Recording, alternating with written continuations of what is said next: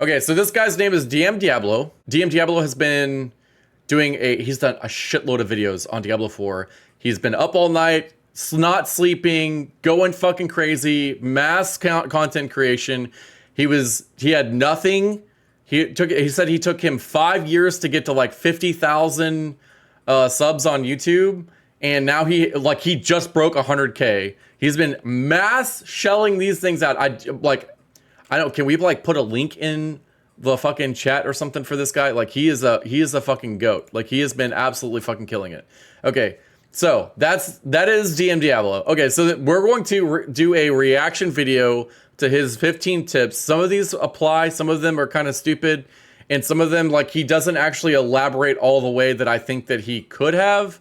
And so I just want to like add my little 2 bits of information. There's a lot of little things that I want to add to it. He didn't elaborate, but you know, here we go. He's also, keep in mind, he is also like one of the guys. He's no-lifing it, but he's basically said flat out that he's done nothing but Diablo 4. He also was a really big Diablo Immortal a content creator. So that's just a background on him from what I've learned from watching as many of his videos. But here we go. He has this 15 tips every Diablo player should know. Let's at this. It will be 62,000 gold, which is more than the gold of the item itself is even worth. However, if you actually salvage the item instead, then what will happen is you will get your gem back for free. Number 2. Okay, the only time you would actually want to ever pull the gem out is if you wanted to change the gem. You wanted to keep using that piece of gear. Otherwise, he is correct. You just sell it. 2. Because some of the Paragon rare nodes require a high amount of raw stats. For instance, I need 360 intelligence. I only have 317. One of the most important things to do to get stronger is collect all of the Altar of Lilith. Each Altar of Lilith will actually give you a raw stat, like +2 dexterity, +5 strength. Even some of them give you +1 Paragon point. So for that reason, even though it's a big chore, collecting all the Altar of Liliths will give you a massive power spike. The map. So also keep in mind, I think he said in one of his other videos that he didn't think that every single person or the mass majority of people wouldn't actually go around and grab all of the he wouldn't actually go around and spend the 2 hours or 3 hours to grab all the Altar Liliths. And I think that honestly 95%, I think he thinks that 95% of people won't. I think 95% of people will. I think the majority of the people will actually. Like I'm the guy that he said, you know, comes home from his 8-hour job, sits down with a beer, drinks his beer while he gets to play video games for a couple hours. I'm literally the definition of what he thinks that the game should be created around. Okay, so and I did that. Okay, we're gonna continue. Mount unlocks at the beginning of Act 4 after you do the quest Donovan's Favor. So for that reason, the Altar of Liliths are very easily acquired after getting the mount. And because... Okay, so this is true. This is true.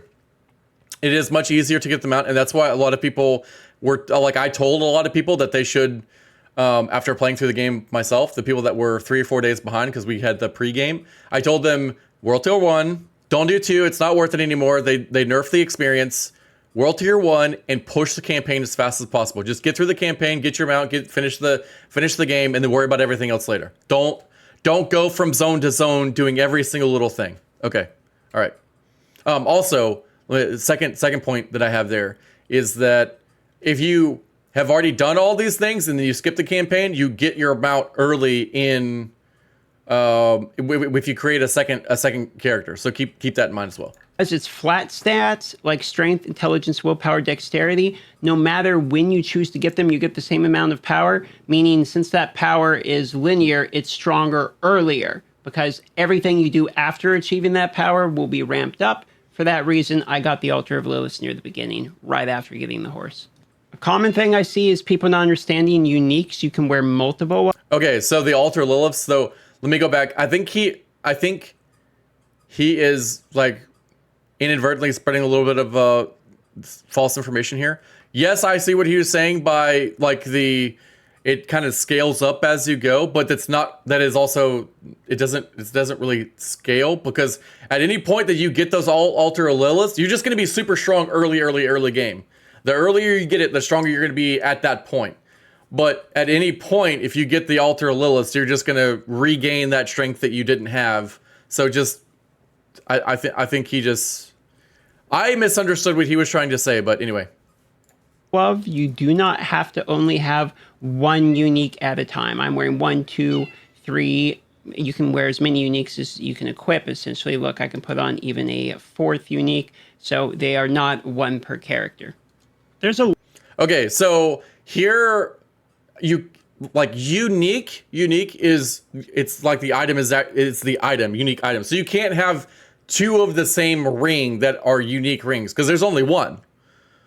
You could do that in Diablo 2, which we haven't been able to. You can't do that in, if it's a unique item, you can't do that in World of Warcraft, and you can't do that. Is it work that way in World of Warcraft? Like I think if they're like, I think anyway, I think there's something on that. I don't think they call them uniques in World of Warcraft. I can't remember what they call them, but whatever. But in Diablo 3, you couldn't do that.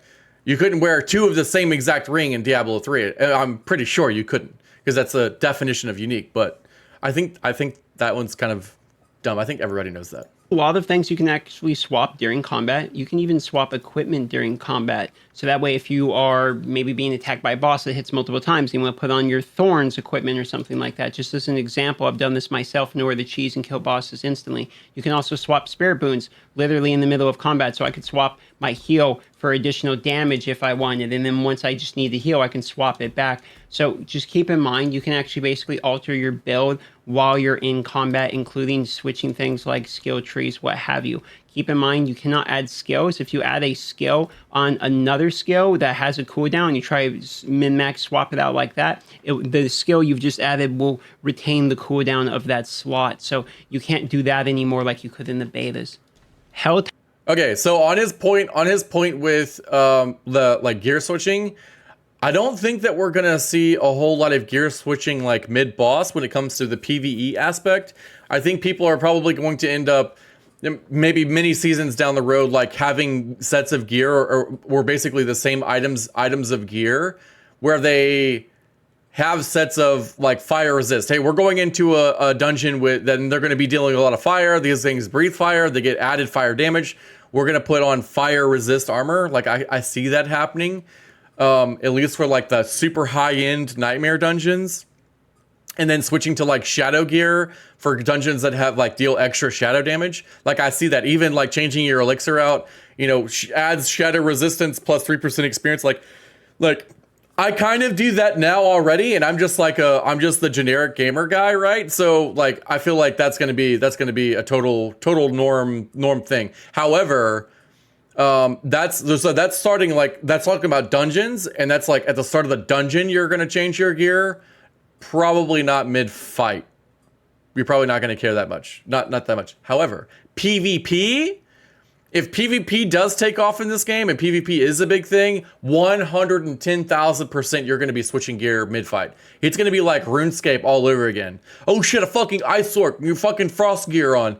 Oh, it's a fire sword. I'll switch to fire gear. Oh shit, you've got a frost fire sword. We gotta switch to ice and fire resistance gear. Like you're gonna be changing.